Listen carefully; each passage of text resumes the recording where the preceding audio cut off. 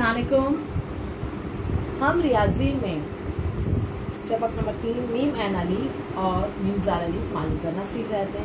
अब यहाँ मश्क नंबर 13 में दूसरा सवाल दिया हुआ है, दर्जे आदाद का मीम एन अलीफ और मीम ज़ाल अलीफ मालूम कीजिए। उनका हासिल ज़रब दिए हुए आदाद के हासिल ज़रब के बराबर होता है, तस्दीक कीजिए।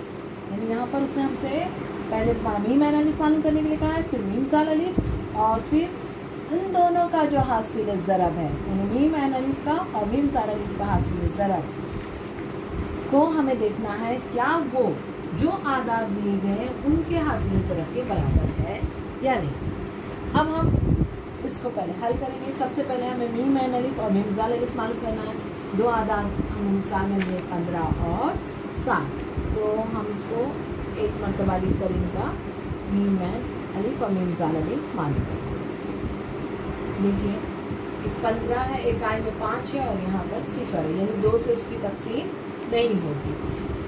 3 से हो सकती है, 15 आता है 3 के पहाड़े में, तो 3 हमारा अगला मुफरदा 3 है, वो लेते हैं 3 पंजे 15। अब 60 को करना है 3 दूनी 6, 3 0 0।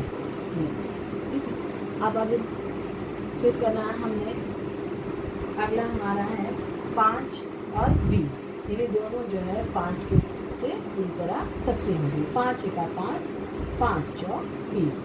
लेकिन यहाँ तक हमारा कॉमन है।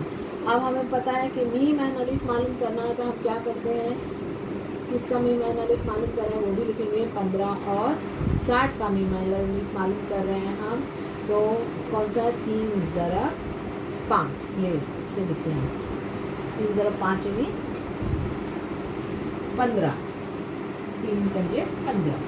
अब हमने क्या मालूम करना है, इन्हीं दो आदाद का मीम ज़ाल अलीफ मालूम करना है। 15 और 60 का बराबर कैसे लिखते हैं हम, ये मुफरद आदाद जो हमें मिले हैं वो तमाम लिखेंगे।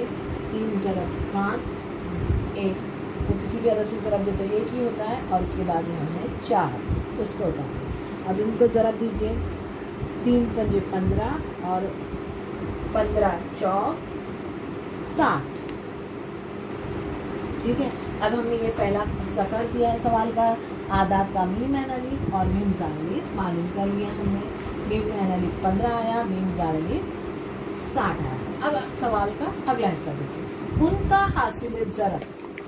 नहीं, अभी हमें क्या करना है, ये जो मीम एन अलीफ मिला है 15 और 60, उनका हासिल ज़रब करना है। तो हम यहाँ लिखेंगे मीम एन अलीफ ज़रब मीम ज़ाल अलीफ। कितना हो रहा है, 15 ज़रब 60 कितना हो जाएगा, 15 0, 21 से करेंगे 15 को, 15 0, 15 छंग 90, कितना आया 900। अब अगला हिस्सा देखिए इसका, दिए हुए आदाद के हासिल ज़रब के बराबर होता है। इनका हासिल ज़रब हमने मान लिया। अब दिए हुए आदाद कौन से हैं, पहले हम लिखेंगे दिए हुए आदाद का हासिल ज़रब। अब आप देख रहे हैं दिए हुए आदाद हमको दिए 15 और 16 इस सवाल में, तो हम लिखेंगे 15 ज़रब, हासिल ज़रब करना है, यानी ज़रब करना है। 15 और 16 को ज़रब देंगे तो कितना हो गया 900। देखिए कभी कभी जवाब ऐसे मिल जाते हैं। अब यहाँ देखिए मीम है, इन दोनों का जवाब भी 900 है और दिए हुए आदाद का हासिल ज़रब भी 900 है, ये दोनों एक दूसरे के बराबर हुए। तो ये हमारे तस्दीक करने के लिए कहा था, तो तस्दीक हो गई है कि दिए हुए, क्या तस्दीक हुई है, इसलिए दिए हुए आदाद का हासिल ज़रब बराबर है मीम एन अलीफ और मीम ज़ाल अलीफ के हासिल ज़रब।